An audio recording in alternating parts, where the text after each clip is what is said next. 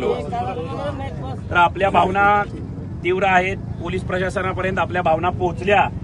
Police प्रशासनाने पटवारी साहेब असतील किंवा डांगे साहेब असतील, पोलीस प्रशासनाच्या विरोधात नाही आपण, पण आपल्या भावना त्यांच्यापर्यंत पोहोचवायचे होते म्हणून हा रस्ता रोको करण्यात आला. साहेब तुम्ही त्याबद्दल सहकार्य केलं, धन्यवाद. पण तुम्ही सांगितले की 7 दिवसाच्या आत, 7 दिवस, 4 दिवसाचे 7 दिवस, 4 दिवस, पण 5-6 दिवसाच्या आत संबंधित जे काही महिला असेल, त्या मुलीला घेऊन गेलेल्या, अल्पवयीन मुलीला घेऊन गेलेली संबंधित मुलगा असेल, यांच्यावर जे काय असेल तुमची कायदेशीर कारवाई करा. तुमच्या कलमानुसार आयपीसी अंतर्गत जे गुन्हे दाखल होतील त्यांना गुन्ह्यात दाखल करून संबंधितांना अटक करून जेलमध्ये टाकावी अशी आम्ही तुम्हाला परत एकदा विनंती करतो.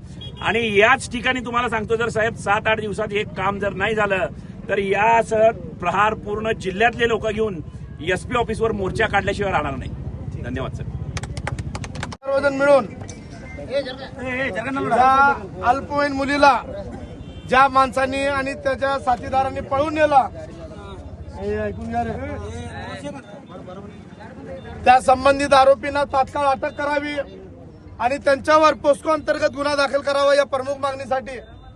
तसेच या ठिकाणी ज्या ज्या लोकांनी त्या मुलीला पळून नेण्यामध्ये मदत केली अशा सर्व लोकांवर कारवाई करावी म्हणून आपण आज या ठिकाणी मंद्रुप 13 मैल रस्ता आणि हे नॅशनल हायवे आपण आज या ठिकाणी प्रहारच्या वतीने अडवण्यात आलेलं आहे.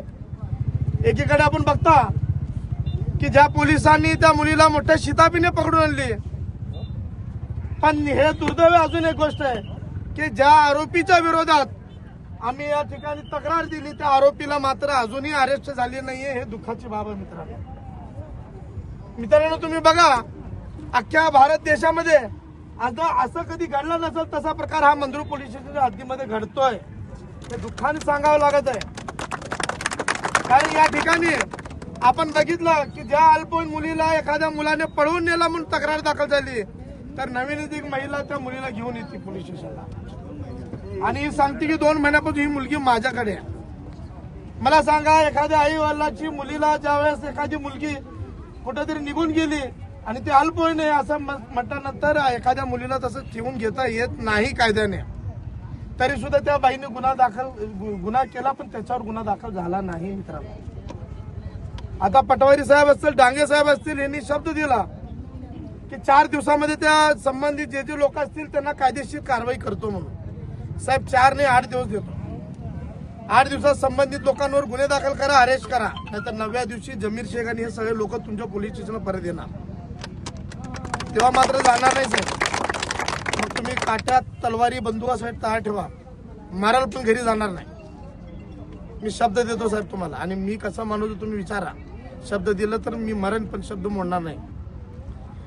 मी आज तुमच्या शब्दाला मान ठेवून आज आम्ही हे आंदोलन संपवतोय. पण 8 दिवसामध्ये साहेब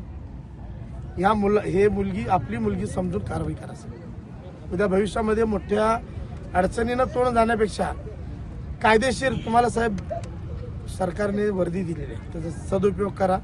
ह्या लोकांना न्यायाधीश म्हणून न्याय द्या साहेब, एवढीच मी विनंती करतो.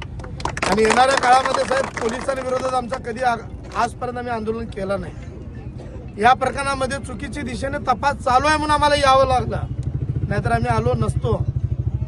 तुम्ही बघा, आमचे आंदोलन शेतकरी, दिव्यांग, कष्टकरी लोकांसाठी असतो, डांगे साहेबाला माहित आहे. पण आज या ठिकाणी तुमच्या विरोधात इथं यावं लागलं, हे सुद्धा आमच्यासाठी दुःखाची बाब आहे. तर तुम्हाला पुन्हा एकदा विनंती करतो, येणाऱ्या 8 दिवसामध्ये तुम्ही संबंधित जे कोणी दोषी असतील त्यांच्यावर कारवाई करा, त्यांच्यावर गुन्हे दाखल करा. पोस्को असेल, ते अपहरणाचे गुन्हे असेल त्यांच्यावर लावा, मोठे कलम लावा, जेणेकरून एखाद्या मुलीला पळून नेण्याची हिंमत कुठल्याही हरामखोरांनी केलं नाही पाहिजे साहेब. तुम्हाला विनंती करतो आणि सर्वांना सांगतो की साहेबांनी शब्द दिलेला आहे, तुमच्या सर्वांच्या समक्ष दिलेला आहे. तिने 4 दिवस म्हणतात, आपण मोठ्या मनाने 8 दिवस देऊ. 2 महिने थांबला ना आपण, 8 दिवस थांबायला अडचण नाही आपल्याला. आपण 8 दिवस देऊ, चांगल्या पद्धतीने तपास करू द्या. जर नाही झाला तर उद्या आमचं रक्त सांडण्यासाठी सुद्धा आम्ही पुढे मागे करणार नाही. एवढं या ठिकाणी सांगतो आणि सांगतो.